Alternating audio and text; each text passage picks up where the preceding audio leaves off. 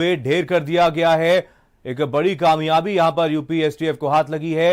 विकास का करीबी अमर दुबे ढेर किया गया। हमीरपुर में पुलिस ने अमर दुबे को मार गिराया है। हमीरपुर के मौधा में अमर दुबे ढेर किया गया। पुलिस पर फायरिंग में शामिल था अमर दुबे। तो आपको बता दें, अमर ने छत से पुलिस पर जमकर फायरिंग की थी और इस फायरिंग में 8 पुलिसकर्मी शहीद हो गए थे। विकास दुबे का बेहद करीबी था अमर दुबे और विकास दुबे के एनसीआर में होने के भी आशंका है।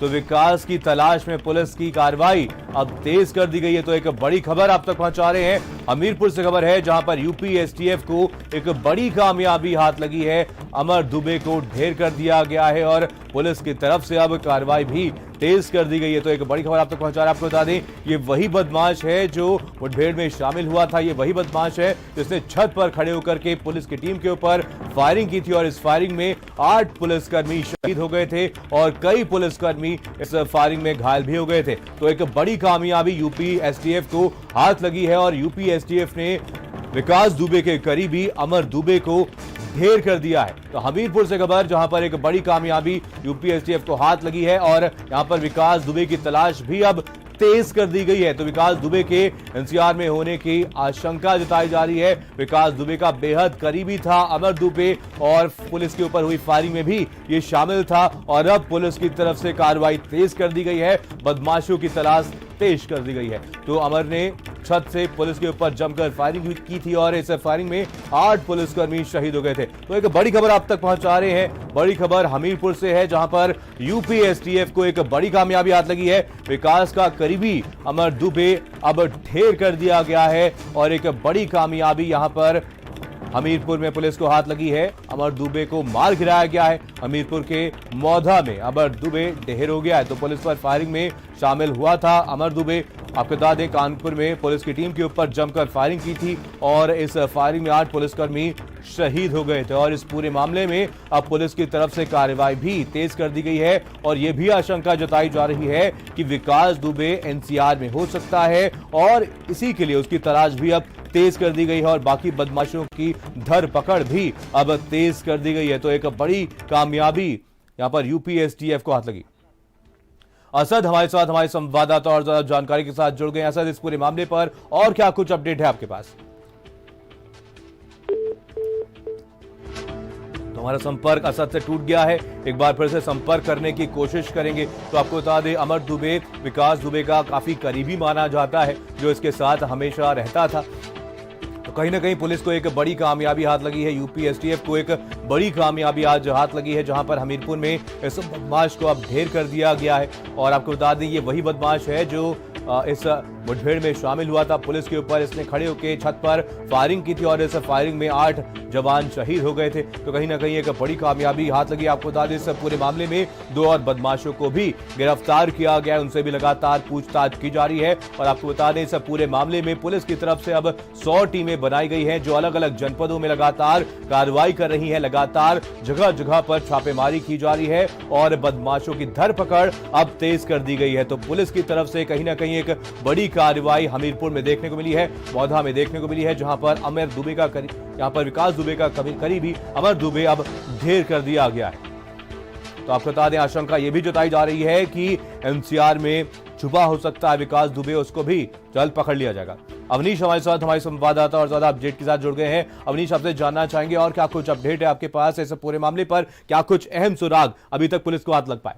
कल फरीदाबाद पुलिस और एसटीएफ के संयुक्त अभियान में 3 लोगों को उठाया गया था एक होटल से और वहीं से जो वहाँ विकास दुबे, उसकी लोकेशन भी लास्ट लोकेशन वही मिली 3 लोग था, लेकिन वो पुलिस को कच्चा देखकर भागने में सफल रहा। तो 3 साथी मिले, जिसमें एक की आगे एक साल पुलिस की मुठभेड़ हुई, जिसमें अमर दुबे मारा गया। तो अभी भी पुलिस की गिरफ्त में है, उनसे पूछताछ की जा रही है। लेकिन विकास दुबे की क्लियर हो गया कि विकास दुबे की लोकेशन जो एनसीआर में ही है और यही आसपास हरियाणा, दिल्ली या यूपी के बॉर्डर पे कहीं पर छुपा हुआ है। उसको देखते हुए एसटीएफ की जो टीमें हैं और जो टीम बनाई गई 40 टीमें, सभी ने वहीं के लिए कूच कर दिया है और पूरे इलाके को घेर करके अभी ये बताया जा रहा है कि फोटो चश्मा कर दिए गए और अब सर्च अभियान चलाया जाएगा। बिल्कुल विकास, आपसे माफ करिएगा अवनीश, आपसे जानना चाहेंगे इस पूरे मामले पर अब क्या कुछ कार्रवाई पुलिस की तरफ से देखने को मिली है? इस बदमाश को ढेर करने के बाद अब पुलिस की तरफ से क्या कुछ कार्रवाई देखने को मिल रही है? क्या जो बदमाश फरार चल रहे हैं उनकी तलाश में कोई अहम सुराग पुलिस को हाथ लग पाया है? देखिए, ये कड़ी अब टूटने वाली है। कड़ी का जो लिंक है वो मिल गया है। ये जो हत्यारे थे जो पुलिस के, जिन्होंने पुलिस निर्दोष पुलिस वालों को गोली चलाई थी, उनको वो मिलने शुरू हो गए। अमर दुबे उन्हीं में एक था। और जो पुलिस गिरफ्त में सब इन्होंने मिल करके पुलिस पर फायरिंग की थी। ये इतने मनभाव थे कि इनको नहीं दिखता है भर्ती है क्या है, इन्हें सिर्फ गोली चलाने मतलब होता था। इन्होंने गोली चलाई भी, जो पुलिस वाले शहीद भी हुए। अब पुलिस को एक कड़ी मिल गई कि इन लोगों के माध्यम से विकास तक पहुंचा जा सकता है। विकास जितने मिले। बिल्कुल अवनीश, यहां पर कई सवाल इस पूरे मामले पर खड़े हो रहे हैं। 100 टीमें यहां पर पुलिस की बना दी गई हैं, 5 दिन बीत चुके हैं, लेकिन क्या कुछ वजह है कि अभी भी गिरफ्त से दूर है विकास?